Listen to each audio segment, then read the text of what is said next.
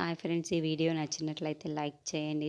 గౌతమ్ మళ్ళీ దగ్గరికి వచ్చిన తర్వాత ఇదిగో ఈ చీర గాజులు నీకోసమే తెచ్చాను, మళ్ళీ నీకు శ్రీమంతం జరపాలనుకుంటున్నాను అని చెప్పేసి అంటూ ఉంటాడు. ఆ మాటలు వినగానే అక్కడున్న మళ్ళీ మాత్రం చాలా బాధపడుతూ ఉంటుంది.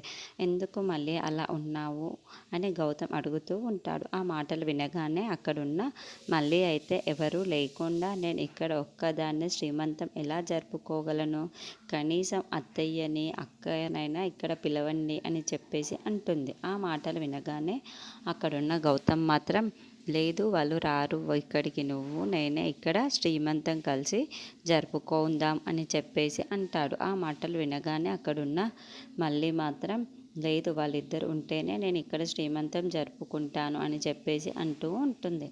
ఆ మాటలు వినగానే అక్కడున్న గౌతమ్ మాత్రం అలా అయితే జరగదు ఈ శ్రీమంతం అని చెప్పేసి అంటూ ఉంటాడు. ఆ మాటలు వినగానే అక్కడున్న మళ్ళీ మాత్రం లేదండి, అక్కని ఇక్కడికి తీసుకొని రండి, అలాగే అత్తయ్యలో అమ్మని చూసుకొని ఈ శ్రీమంతాన్ని నేను జరుపుకుంటాను అని చెప్పేసి అంటూ ఉంటుంది.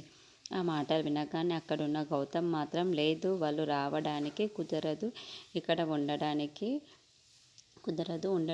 కుదరదు అని చెప్పేసి అంటూ ఉంటాడు.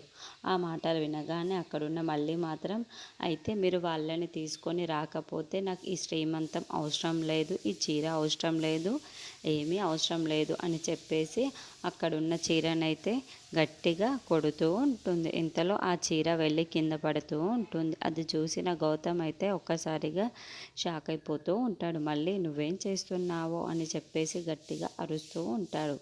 ఆ మాటలు వినగానే అక్కడున్న మళ్ళీ అయితే వీళ్ళెవరూ లేని చోట నేను ఒక్కదాన్నే శ్రీమంతం ఎలా చేసుకోను అని చెప్పేసి చాలా బాధపడుతూ ఉంటుంది. ఇంతలో అక్కడున్న గౌతమ్ మాత్రం నువ్వు ఎలాగైనా మనం ఇద్దరం ఉండి ఎలా శ్రీమంతం నేను జరుపుతాను, నీకు అంగరంగ వైభవంగా జరుపుతాను, కానీ నువ్వు బయటికి వెళ్ళి ఆ ప్రమాదంలో ముంచుకోవడం నాకు ఇష్టం లేదు మళ్ళీ అని చెప్పేసి అంటాడు.